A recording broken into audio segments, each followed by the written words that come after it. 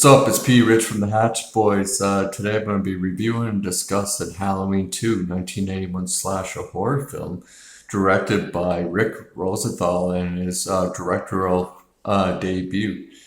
It is written by John Carpenter and Debra Hill. And this film stars Jamie Lee Curtis and Donald Pleasence, who reprised their roles as Laurie Strode and Dr. Sam Loomis. It is the second installment in the Halloween film series and is a continuation sequel to Halloween 1978. Yeah, more of the night he came home. That's the tagline. So yeah, basically the plot synopsis to this is like after Dr. Sam Loomis shoots Michael Myers 6 times. How that original film ends, it's Michael Myers has escaped and he's on the loose, and we don't know where he is, and we just hear him breathing, and we see the different locations. And I love that cliffhanger. I love that fucking ending, man. It's great. I'd say it's like, yeah, one of my favorite endings in cinematic history for sure, especially for a horror film. So, yeah, after Dr. Loomis shoots Michael Myers 7 times, whatever, Michael escapes and now he's on the loose in Haddonfield. Laurie Strode is taken to the hospital and Dr. Loomis continues to hunt down Michael with the help of the police. Michael continues killing the citizens of Haddonfield and heads to the hospital to kill Laurie. And it's now up to an injured Laurie and Dr. Loomis to stop Michael and his murderous rampage. Yeah, it's a great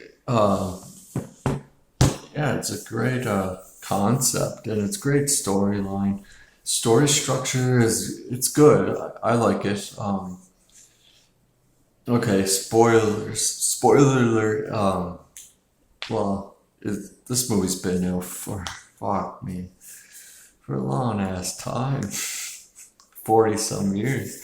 I mean, anyways, okay, so we find out that Laurie and Michael are brother and sisters. They're siblings.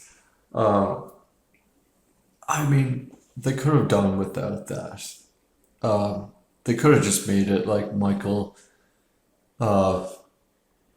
did kill her. She's the one who got away, so he just found out that she went to the hospital and he's gone after her to kill her, finish the job, right? Because he was like infatuated with her for some odd reason in the first film, right? He marked her and started stalking her and her friends and killed her friends, and then finally tried to kill Laurie for the last girl there, right? The last victim. Yeah, that angle doesn't bother me that much, but I think they could have done without it. I mean, it still works. Yeah, but like to keep that momentum going throughout the series, I think is unnecessary. It really is.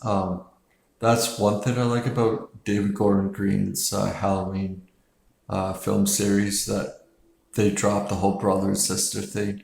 But even in H2O, it's good. It works. I like that. But anyways, I'm not going to get all into those films. I'll save that for another day for those reviews. But yeah, I mean, I love just how it opens up, and it's right where we left off from the first film. We see like kind of like a recap of what happened in the first film, where Michael gets up after Laurie like stabs him with the coat hanger, stabs him, and then he's on the ground. He gets back up, and he starts choking her, and and then Sam Loomis, Dr. Loomis, goes upstairs in the house and shoots Michael like 6 or 7 times, and he falls uh, right off the balcony, and it's great. And yeah, this one that he goes outside and he looks, Michael's gone. But the thing about a lot of people complain about the imprint in the grass. I mean, it doesn't bother me. Yeah, it is kind of like it's easily overlooked. It doesn't bother me, but it's just like, yeah, it's like a big imprint in the grass. And in the first film, there was no grass there. It was just like dirt with a couple patches of grass. But whatever, that shit doesn't bother me. Um, I mean, the grass was probably wet, and when he fell that high up, and he landed in the grass, he left an imprint. I don't fucking know. But anyways, then Dr. Phil, fuck, why do you keep calling Loomis Dr. fucking Phil? Fuck off, Dr. Phil. No, Dr. Loomis, yeah, he reaches down where his imprint was, and he notices that there's blood on his finger. And and I love this scene, man. I love it. It's so awesome. The neighbor's like, "What's going on out there?" And he's like, "I've been trick-or-treated to death." And Lewis is like, "You don't know what death is." And then it kicks in with the Halloween music. Oh man, it's awesome. It's an awesome score. I really enjoy the score with John Carpenter and Howard or Alan Howard doing the music. And I love the opening of the pumpkin scene. It's so good. It really is. I love it. Yeah. I just love like how the pumpkin, like it looks even better, I think, than the original one. It looks like scarier, and it's like I love how the pumpkin like opens up and you see a skull. That was awesome. Like I really love that. And yeah, and then next we just see like a POV shot of Michael like kind of go like house to house sort of, and yeah, he goes into this one house, and this is a great like scene here. The girl's like making a ham sandwich, and there's a knife on the counter, and Michael's behind her, and there's like a news bulletin talking about like the killings or whatever, and so that Michael takes the knife, and she's backing up, and she goes back to like make the sandwich, and then she notices the knife's missing, and there's blood on the counter from Michael bleeding, and she notices the blood, and then she starts screaming, and the neighbor girl comes out of her house, and she's like, "Ah, you all right?" And so then Michael goes in there. She's talking to her friend on the phone, and her friend's like, "Oh, did you hear?" And then she's like, "Hear about what?" And she's like, just about like the fucking killings that happened at Hatfield." And she's like, "Oh, that's right by my house. Like that's right down the street." And so she's like fucking freaked out. She hears a noise, and then she's like fucking freaking out, and she goes to check, and then Michael jumps out, and he gets one of those stings, like jump scare stings. I mean, it's not that bad, but I mean, it works. And then, yeah, this one, they amp up the blood and the killings. There's a lot more killings, and yeah, a lot more blood. Not like too gory, but there's a little gore in it. Like in the first one, there's like no blood whatsoever, which is great. Less is more. and you only get what, 3 people die in that film. So I mean, yeah. So they like ante it up. They make way more killers and more blood. So, anyways, Michael stabs her, and that's a good scene. I like it. And anyways, now Laurie's going to the hospital, and one of the paramedics notices that it's Laurie Strode, and he knows Laurie Strode from his younger brother. They're friends, and yeah. So, anyways, and Jimmy, that's the paramedic. He's played by Lance Guest, and it, he comes off as like a stalker, sort of. I find in this movie. Uh, I don't mind Jimmy. He's alright. Like Lance Guest. I mean, he's not the worst actor. Like he's not bad. Like I like Lance Guest. Um, yeah. So now Laurie's in the hospital, and yeah, Michael's just basically like walking through Haddonfield, and he overhears on some kid's boombox that Laurie Strode was taken to the hospital, and so now he's on his way to the hospital to kill her. So yeah, then Michael arrives at the hospital, and he cuts the phone lines and slashes all the car tires so no one can escape, and no one can call for help. And yeah, so he's basically wandering the halls in search of Laurie. He kills the security guard. Um, okay, that scene, like a lot of people get bothered that it takes too long to build up to kill the security guard. I mean, it kind of does, but I like it. I like that scene because it does build up a lot of suspense. So that scene doesn't bother me whatsoever. I mean, they could have like trimmed it down maybe like a minute or two, but I think it works. It does build up good suspense for sure.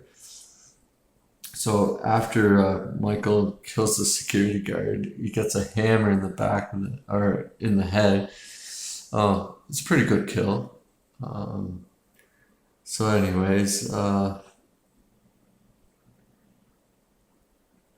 yes, and then several nurses throughout the night uh, in the hospital end up dying. Laurie has a dream that that she was adopted, and remembers she once visited a young boy in a sanitarium named Michael, and then Jimmy and Nurse Jill search the hospital for Laurie, who is trying to uh, get away from Michael. Um, so after finding the body of Miss um, Alice, Jimmy slips in a pool of blood and knocks himself out unconscious, giving himself a concussion. And yeah, so and when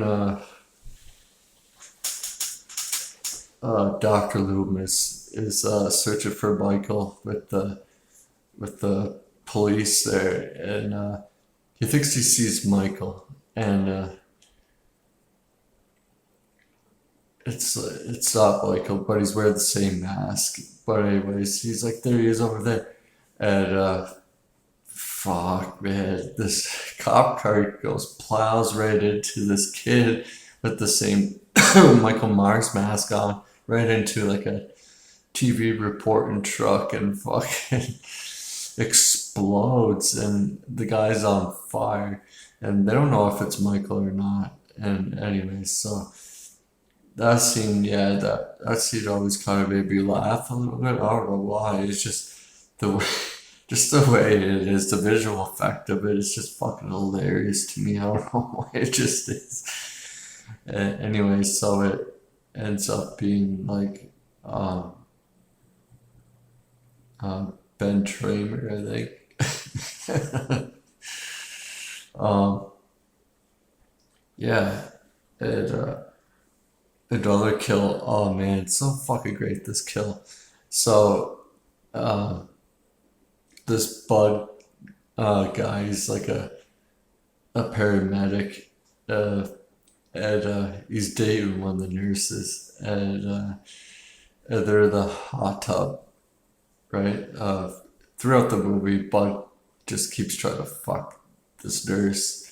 And anyway, so they end up going into the hot tub, and uh, yeah, supposedly this hot tub was like cold as fuck.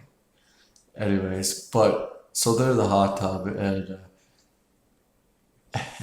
he goes up to turn up the heat, and Michael, you just see in the background of the girls in the hot tub, and you just see like in the background Michael like strangling him, strangling Bud. It's fucking great, and so anyways, Bud dies, and then Michael comes out. It's so fucking great, and he walks over to her, and her back's turned, right, and he puts his hand on her shoulder, and then she like takes his hand and starts sucking on his finger, and that before she's like, "What the fuck is that?" Like a scary movie when uh, Gail like goes and sucks on Doofy's fucking finger. It's like, whoa, what was that? It's his ass. That'd be funny. Anyways, uh, and then Michael, yeah, he grabs her, puts her head down, but he cranked up the fucking temperature of the hot tub, so it's like so fucking hot, and starts melting her face, and he like lifts her up for take a quick breath, and then puts her back down, and he keeps doing that. Her face like melts, and it's just an awesome kill. I love that whole scene. It's great. And another great scene, another great kill. That nurse, I forget her name. But anyways, it's like she goes to find like the manager, the guy who's running the hospital, and she goes in his office, and he's like, "Oh, it's there." Anyway, so then Michael comes out of the darkness like he does in the first one, and it looks so great, man. I love it. And then Michael sticks like a fucking needle like right here, man. Like not right her eyeball, but like right like inside. It's fucking awesome. I love it. And anyways, yeah, this film, there's like one scene where you see a kid coming in the fucking hospital, and he had a razor blade in his mouth, and he's well, you remember back in the day, they came out and said that someone put razor blade in the candy apples and in the candy and stuff. I remember there was like this huge like fear thing about every Halloween you gotta check your candy, and yeah, I won't get into that, but I don't know about that. I think it was just anyways. Uh, but yeah, it was cool. Because at the time there was that big huge scare all over the news, and amping up all the fear, man. But yeah, it's kind of cool how they put that in this film. Um, yeah, and then what was I gonna say? Yeah, now Michael is like basically he killed all the fucking nurses, and he's going to room looking for Laurie, and Laurie like she's all doped up and she can't walk.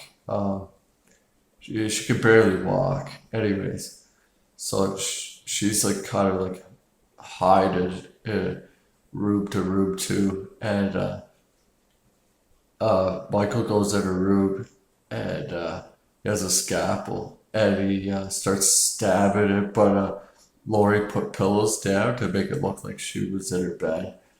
And he notices that it wasn't Laurie, that it was just pillows, so he was tricked. And so then he walks out of that room, and it's just, oh man, I love to see where this one, I don't know all the nurses' names, so sorry guys, but this one nurse, she comes out and she's like, Laurie!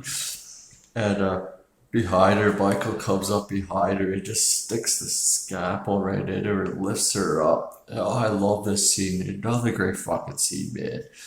Uh, oh man, it's badass. And yeah, Laurie's just like staring at her like, oh fuck. And yeah, he just lifts her up with the scalpel, and oh, it's great. Anyway, so then she runs off, and then now it's like a cat and mouse game for them. It's she's running off, and Michael's chasing her, but ever so slowly. I like that because a lot of people are like, "Oh, he's too robotic." He's like, yeah, I get that. Why? Because if he's fast, he could. Laurie's injured, like, right? You know what I mean? So what's the point? Like, he could just walk fast, grab her, kill her, and it's fucking movie's done and over with, or whatever. Like, you know what I mean? I like how he goes slow because it's building up the like suspense, and it's fucking great. I think. So Michael walking too slow does not bother me whatsoever. I think it's perfect. It works. Uh, yeah.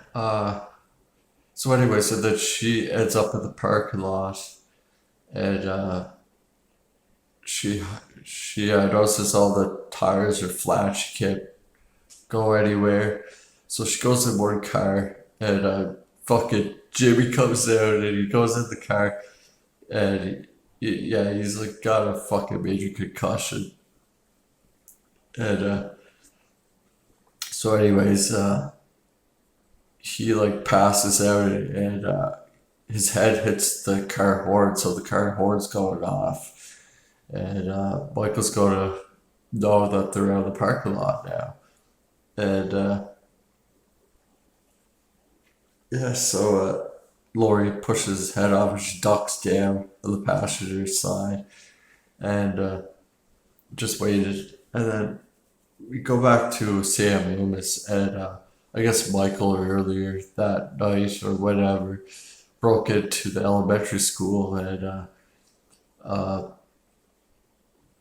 had this picture of this like girl or whatever, and, with a knife stuck in the desk, like mentioned it like it was Laurie or whatever, right? He's after his sister. But Sam Loomis doesn't know what's going on about that yet. And then Michael puts Sam Haven blood on the chalkboard.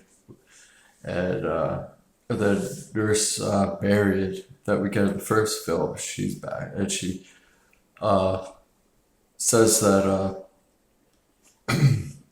they, I forget who it is, but they want Loomis to go back. And Loomis doesn't want to go back. He wants to find Michael and stop him, right? And they're not listening to him. So, anyways, and then Nurse Marion Chambers informs Dr. Loomis that he's after his sister, that Michael had a sister, another sister, Laurie Strode. And so he gets the cop, he pulls his gun on the cop and tells him to fucking go back to Haddonfield and back to the hospital. And so they arrive at the hospital, they go inside, and Laurie notices that they're inside, so she goes out to go back to the hospital to get them. And out of so she's going towards the hospital, and then I love this fucking visual effect of Michael, man. It's great. It looks fucking awesome. And so fucking Michael comes out of the side, but the way he's lit up, it's like a red light, but it looks wicked.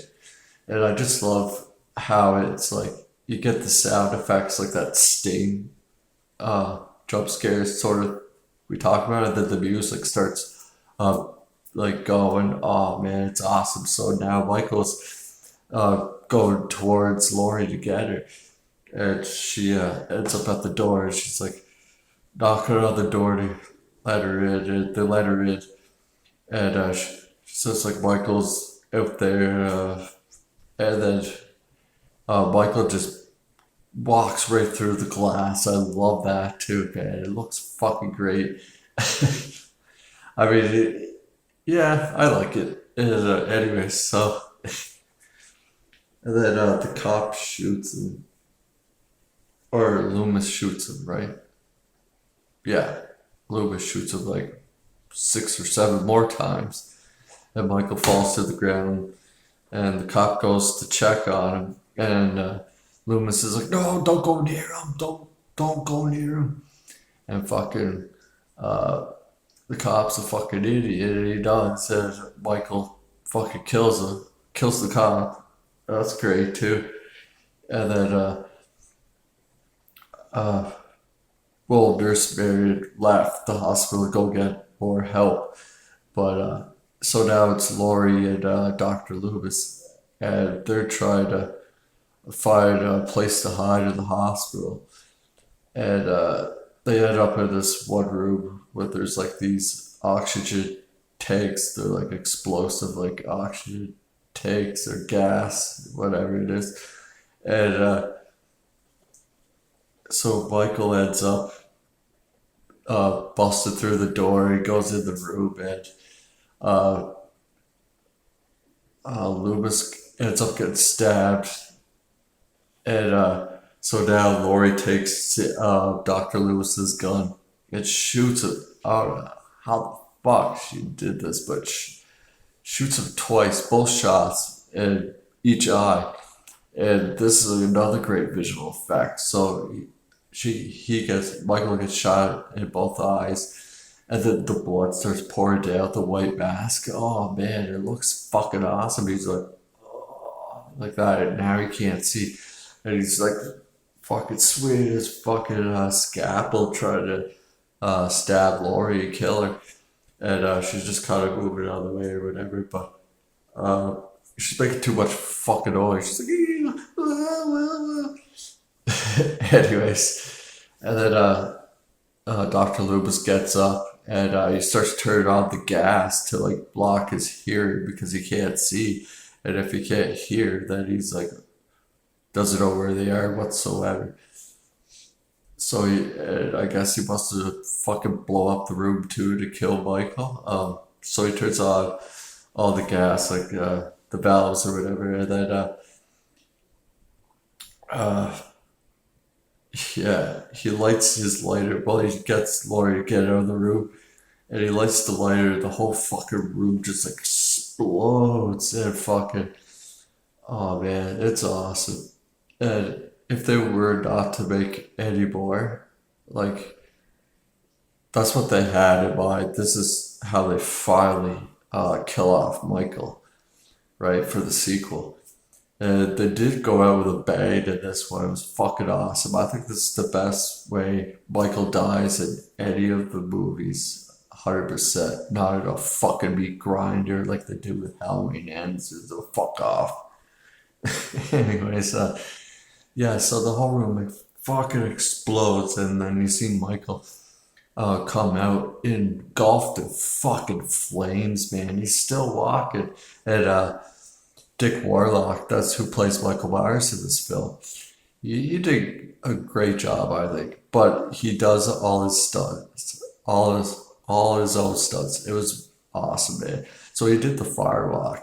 It's fucking awesome, man. I'd say it's probably one of the best firewalks I've ever seen in any movie whatsoever.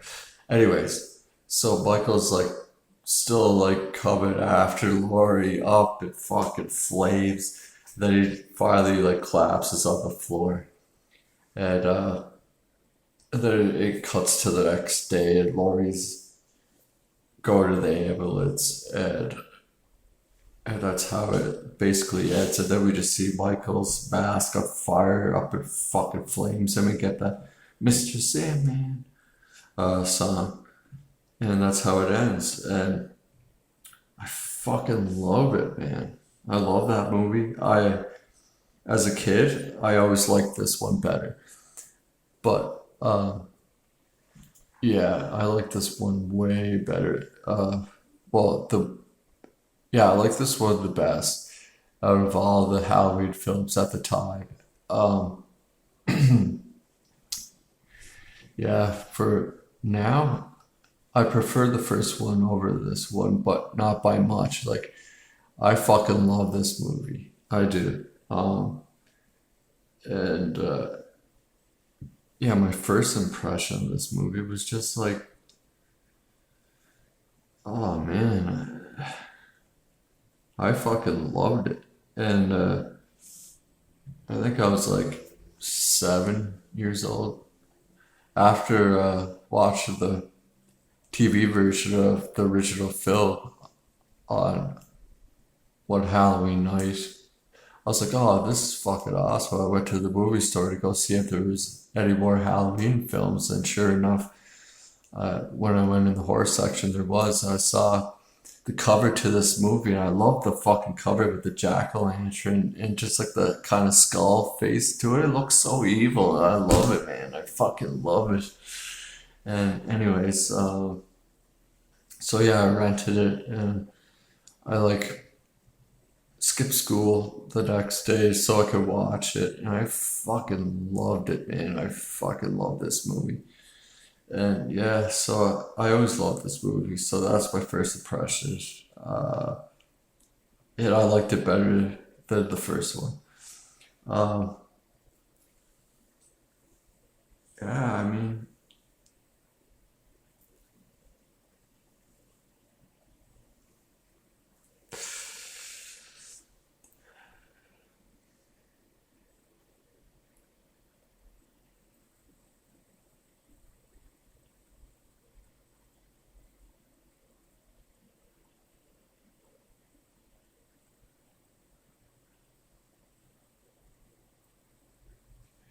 so yeah,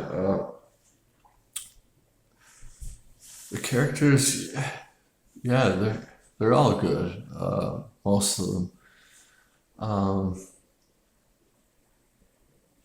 yeah, I mean, you get like Donald Pleasance again, like he's always awesome as an actor, and his character as Dr. Loomis is it's great. I love it, and every time you get Dr. Loomis talking about Michael, it's just awesome. Great dialogue. I love it. Um, this is before Loomis starts going batshit crazy. Yeah, man, I fucking love Donald Pleasance and the character of Dr. Loomis. Laurie, um, she doesn't get a whole lot of screen time in this. She's okay. She's mostly like doped up, anyways. Um, she did fine. Um, Jimmy as Lance Guest, he was okay. And some of the nurses, yeah, I mean, they were pretty good. Um, Not like the best actor or anything, but say Donald Pleasance still holds this whole fucking movie. To be honest, Dick Warlock did great. He did great. I like Dick Warlock as Michael Myers. He was good. He played a good shape for sure. So Dick Warlock, to get the role of Michael Myers, he revealed that as he passed by a room, the Michael Myers mask was on a table. He put the mask on and walked into Rick Rosenthal's office and stood there. After Rosenthal like continuously asked him who he was, he didn't reply. He took off the mask and asked if he could play Michael Myers. Yeah.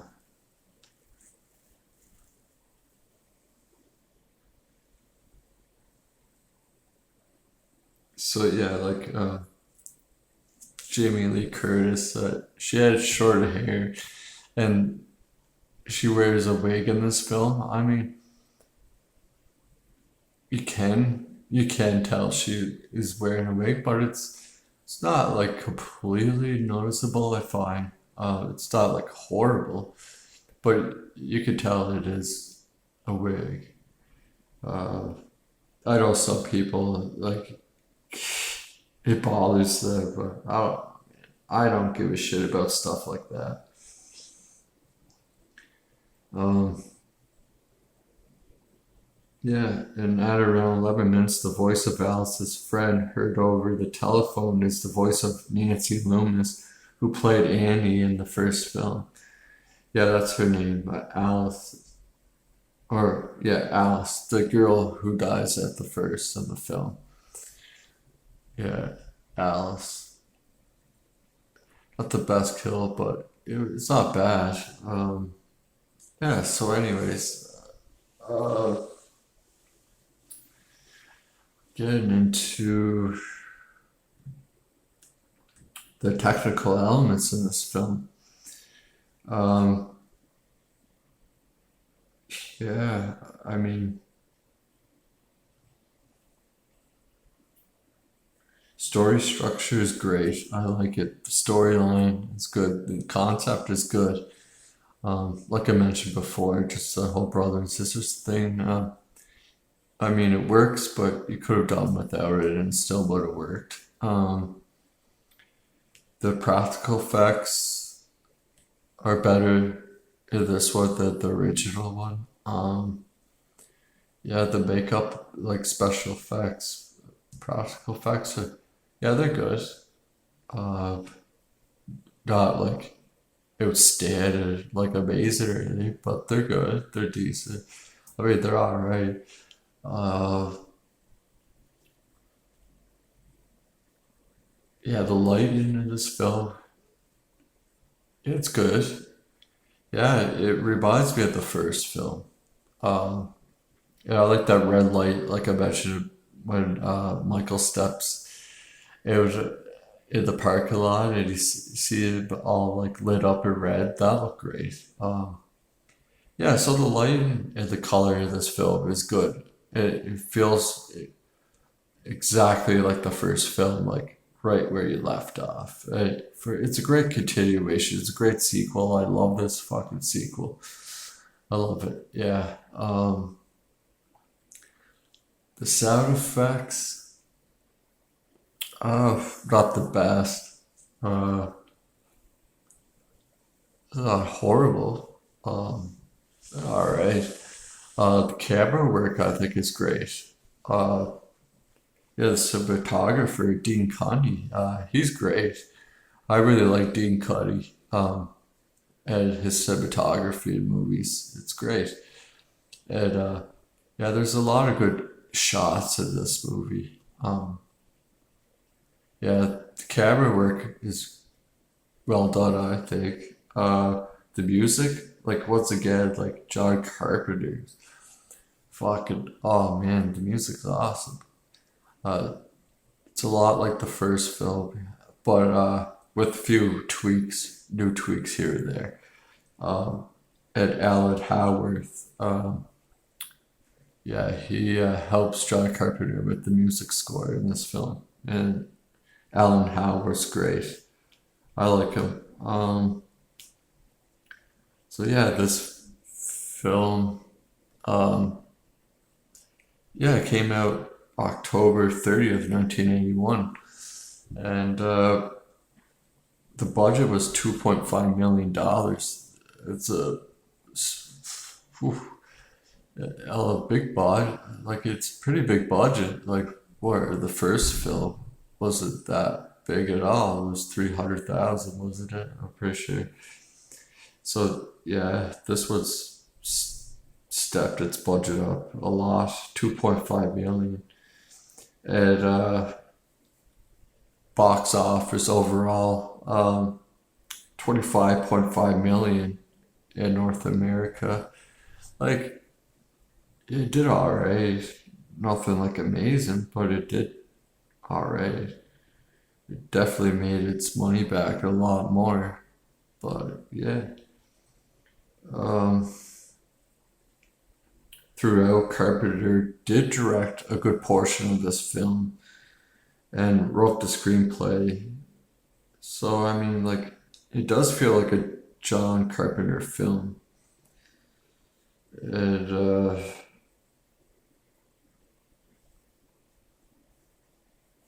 yeah. What would I rate this as? I give it a 9.5. Yeah, 9.5 for me. And I recommend this movie. Oh, for sure. Yeah, I love it. Yeah, that's my review for Halloween 2, 1981. Guys, so thanks for watching, and don't forget to like and subscribe and share if you feel like it. Please do so. And yeah, if you're new here, subscribe so you could join me for watch-alongs during the week. Yeah, so thanks for watching. See you next time. Bye. You don't know what death is.